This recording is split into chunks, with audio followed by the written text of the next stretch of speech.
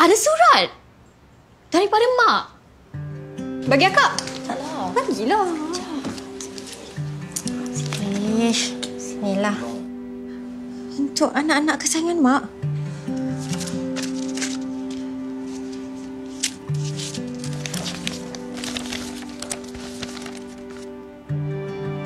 Anak Mak, ini adalah resepi daripada arwah nenek yang diturunkan kepada Mak.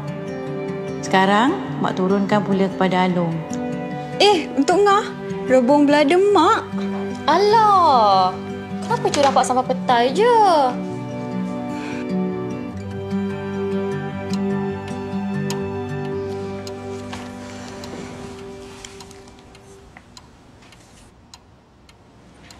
Malam ni malam raya. Jom masak nak? Boleh juga. Nak? Jom. Mak kata nak kena beli bawang ni. Bawang?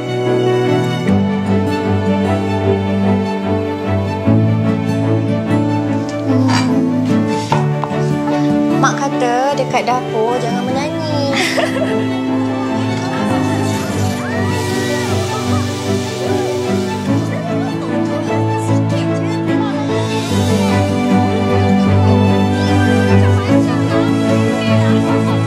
Jangan lupa, Mak kata kacang kuah lodeh tu satu hala je.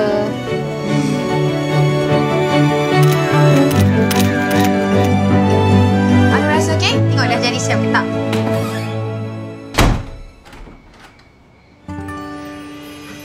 Mak! Abah! Bukankah balik esok? Dah berapa kali Mak cakap dengan Cu? Mak balik hari ni lah. Apa Cu pula? Dah. Masak apa tu?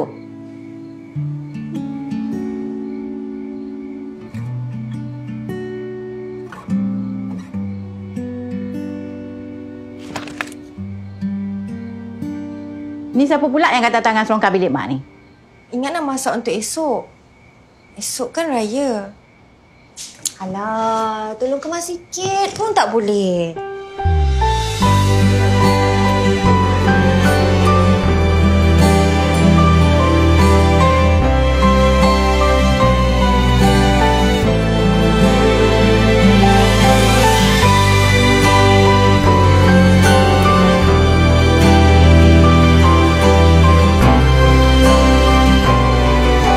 Selagi Mak masih ada, biar Mak je lah yang masak.